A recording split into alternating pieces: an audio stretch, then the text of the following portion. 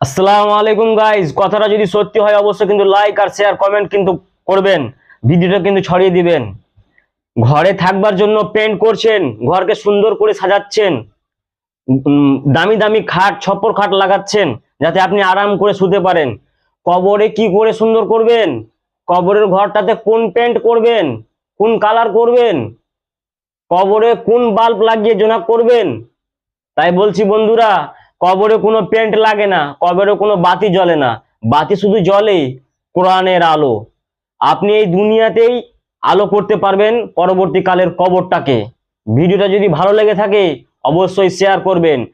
আজ পড়বো কাল পড়বো বলে দিনকে আর কাটায়েন না, নামাজটাকে ধরুন, ইসলামের পথে চলুন। ৭০ দিন অবশ্যই ইমান নিয়ে চলুন। ইমান যার থাকবে, যার মধ্যে কোরআনের জ্ঞান থাকবে, নামাজ ৫ ওয়াক্ত নামাজ পড়বে, অবশ্যই তার কবরে